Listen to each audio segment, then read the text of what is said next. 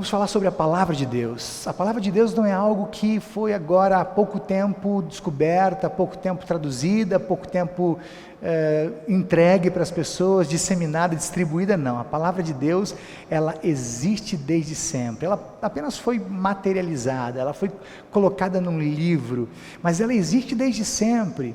E ela existe mais do que nunca para estar em nós, para estar perto de nós, como o texto de hoje vai dizer. Ela existe desde sempre, está mais perto do que nunca, pertinho de mim, pertinho de você, e é sobre isso que nós vamos conversar agora de manhã.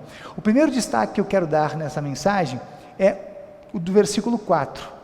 O João vai dizer no versículo 4 o seguinte: a palavra era a fonte da vida. A palavra era a fonte da vida. Alguns assuntos na Bíblia são muito complexos. Não sei se você tem alguma facilidade em lidar com todos os assuntos bíblicos, com todos os temas, mas muitos temas, muitos assuntos foram criados para que a gente soubesse a respeito deles, mas não necessariamente para que a gente os entendesse. Muita coisa a gente recebe por fé. A vida com Deus é uma vida assim, que a gente vive pela fé. A gente aprende a andar, walking by faith, né? A andar pela fé. E um dos assuntos é a eternidade. Você já pensou na eternidade, que é um tempo que não tem fim? É um tempo que não tem começo e um tempo que não tem fim? É aquela história do para sempre e sempre e sempre. É que a gente está acostumado a lidar com um tempo daqui. O tempo daqui a Bíblia chama de cronos, é o tempo que a gente vive no dia a dia, são os segundos, os minutos, as horas, os dias, as semanas, os meses, os anos. Daqui a pouco a gente vai virar mais um ano, é esse o tempo que a gente conhece, a gente administra, a gente consegue racionalizar, calcular a vida. Eu já estou quase chegando no cinquentão, no tempo cronos. Mas o tempo de Deus é um tempo diferente. Deus trabalha no tempo que a Bíblia chama de kairos, é um tempo fora do tempo. Para Deus 1000 anos é como um dia, e um dia é como 1000 anos. Mas a Bíblia fala sobre esses dois tempos, e eles são diferentes. Então quando João começa o texto dizendo que Jesus é a palavra que existe desde sempre, desde antes da fundação do mundo, isso faz uma confusão na nossa cabeça. Difícil entender que Jesus Cristo, que nasceu, na nossa imaginação, a gente sempre pensa num Jesus que nasceu agorinha mesmo, 2000 anos atrás, mas que a palavra, nasceu de mulher, nasceu de Maria, mas que a palavra de Deus diz que já existe desde antes da fundação do mundo. Jesus, na verdade, não é apenas esse humano que nasceu há 2000 anos, também é, mas ele é humano e divino. Ele é um só Deus com o Pai e com o Espírito Santo. A Trindade é outro mistério. Quem consegue compreender a Trindade? Não cabe na nossa mente, é muito maior, ainda bem que é maior, né? A gente não tem condição de sistematizar ou de racionalizar também o tema Trindade, mas a palavra de Deus fala sobre todos esses assuntos, sobre todos esses temas, e a palavra de Deus já existe desde antes da fundação do mundo, e a palavra, diz o João, que era Jesus que estava lá no começo, e quando Deus dizia, as coisas aconteciam. Jesus era a palavra que saía da boca de Deus. Jesus é que dá vida para tudo. Jesus é que faz com que as coisas aconteçam. Jesus é a palavra de Deus que faz com que as pessoas aconteçam, o Adão e Eva apareçam e todas as coisas criadas. Jesus é a palavra que no começo dá vida para o mundo e que um tempo depois se torna humano e habita entre nós, cheio de muita graça e de toda verdade. Nada diferente do que acontece hoje. Jesus é a palavra ainda hoje. Quando você está diante da palavra, você está diante de Jesus. Jesus é a palavra personificada. Jesus é a palavra cheia de vida. É a manifestação da palavra. Jesus se manifesta na palavra, Ele age na palavra, Ele age através da palavra, Ele nos dá vida. À medida em que você tem contato com a palavra de Deus, que você lê, que você estuda, como está acontecendo agora, a sua vida vai sendo enchida de vida. Você só tem vida com Deus por causa da palavra, você só é mantido na vida com Deus por causa da palavra. A palavra ainda hoje é Jesus dando vida, e vida abundante, uma vida que não se acaba, uma vida que não tem fim. A Bíblia diz que o mundo vai acabar, mas a palavra de Deus, que é Jesus, vai permanecer para sempre. Se nós estamos na palavra, se nós estamos em Jesus, que é a palavra, então nós vamos ter vida que não acaba. Por isso que Jesus diz que Ele veio dar vida para a gente, uma vida abundante, uma vida plena, vida completa, porque a nossa vida não se limita a essa vida, ela transcende a esse tempo kairos, ela vai para dentro do cronos, ela vai para dentro do que a Bíblia chama de eternidade, que é um tempo que a gente desconhece, mas que a gente vai experimentar um dia. Então a palavra de Deus, que é Jesus, é fonte de vida, vida para você, vida feliz, vida abundante. Desfrute da palavra. O segundo detalhe interessante do texto, a palavra diz que Jesus é a luz, é fonte de vida, e também diz que é a luz, versículo 8, João não era a luz, mas veio para falar a respeito da luz. É o João falando do João. Sabe que o João Batista, que o João do Evangelho aqui está dizendo, ele veio para falar a respeito de Jesus. A gente falou muito sobre João, sobre a vida de João e a mensagem de João. João veio se anulando, mas para preparar o caminho de Jesus, dizendo, olha, ele é a luz que vai iluminar tudo. Mas João foi apenas o último profeta, o último profeta que fez isso, que trouxe essa mensagem. Todos os outros profetas falaram a respeito de Jesus, que Jesus viria. Esse anúncio da vinda de Jesus durou uns 4 ou 5 mil anos, durou todo o Antigo Testamento. Todos os profetas diziam, ele vai vir, ele está chegando, daqui a pouco ele vai vir, ele vai nascer de mulher, vai ser lá em Belém, e ele vai dar vida, e vai clarificar o mundo, ele vai dar claridade, ele vai ser a luz que ilumina o mundo. Sabe por quê? Porque a própria Bíblia diz a respeito do mundo, que o mundo jaz na escuridão, o mundo está nas trevas, ninguém tem condição de, por si mesmo, iluminar nada, nem a sua própria vida, nem o seu entorno. Nós não temos condição de, por nós mesmos, saber de onde a gente vem, onde a gente está e para onde a gente vai. A gente está numa escuridão total, a gente vai vivendo. Pergunta para quem não tem relacionamento com Jesus, o que sabe da vida. Eu vou vivendo, vou deixando a vida me levar, como diz um cantor aí, né? Eu não sei para onde eu vou, mas eu sei que eu estou indo.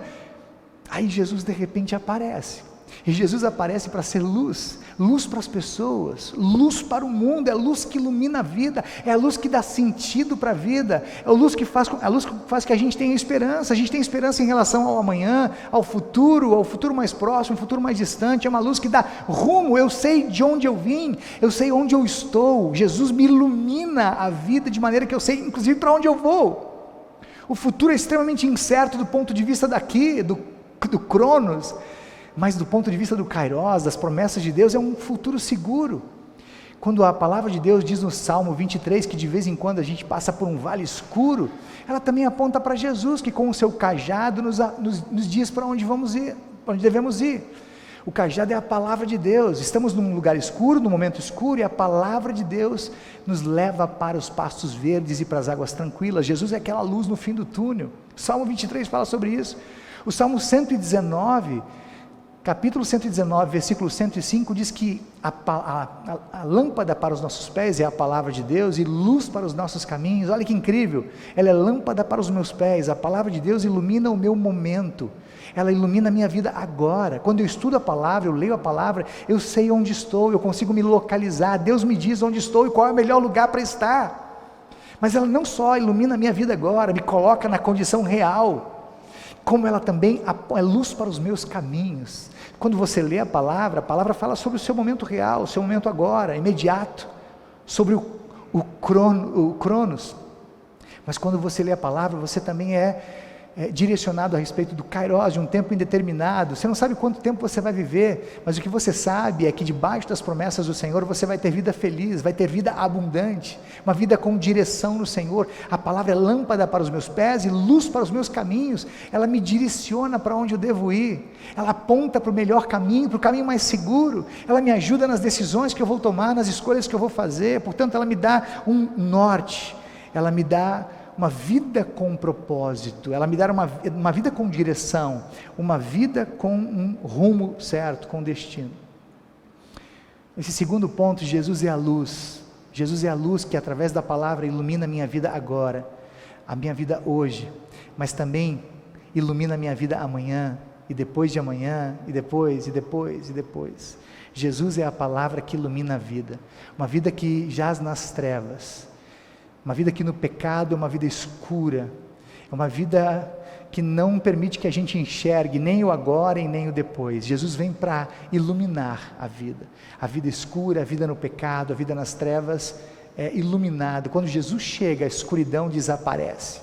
Quando Jesus chega, tudo fica claro, tudo fica às claras, porque Jesus é a luz.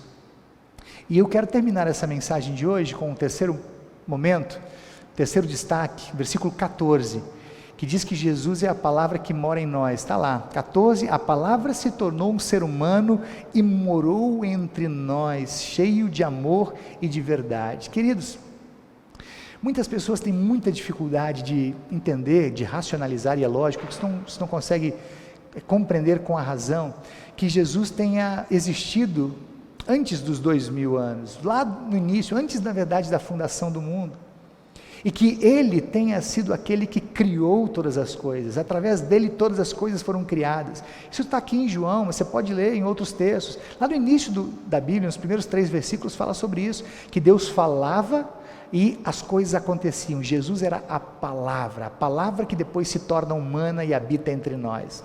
A Bíblia é incrível, tem muita coisa legal que a gente podia falar aqui a respeito disso, mas eu vou me adiantando um pouquinho mais. Tem muitas pessoas que têm muita dificuldade de aceitar um Jesus que já existe desde sempre, que foi a razão da existência, da criação de todas as coisas.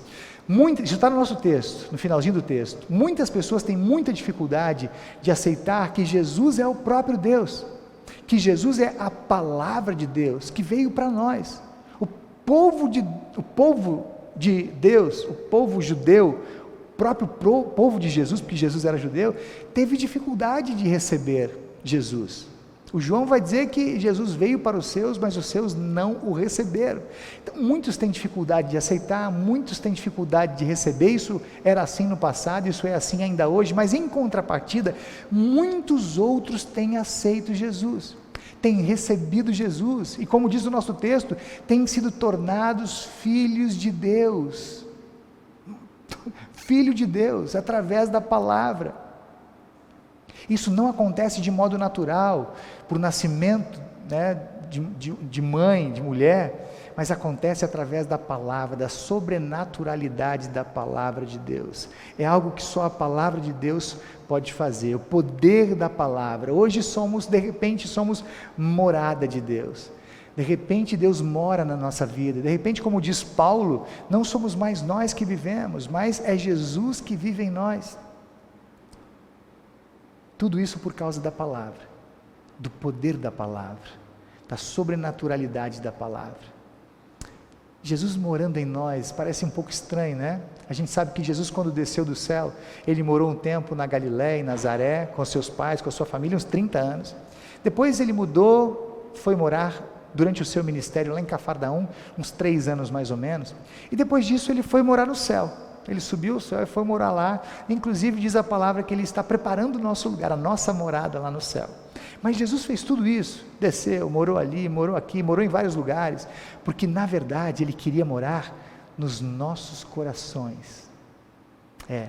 Jesus faz todas essas mudanças, mora aqui, mora ali, agora mora no céu, porque Ele queria mesmo, com todo esse projeto de muitas moradas, morar no nosso coração, morar em mim e em você, ocupar a nossa vida. É isso que o João quis dizer quando disse que Jesus é a palavra que se tornou humana e que habitou entre nós, que morou entre nós, porque queria morar em nós. Imagina só que legal, que privilégio, né? Você é morada, é a habitação de Deus. O Deus triuno mora na sua vida. Bom, eu vou terminar essa mensagem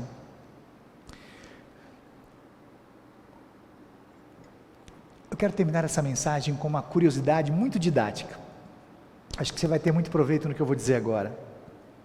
A palavra grega traduzida para morar ou habitar entre nós, ela é muito menos relacionada com casa, com moradia, com habitação, do que com tenda, com espaço tenda, com tabernáculo.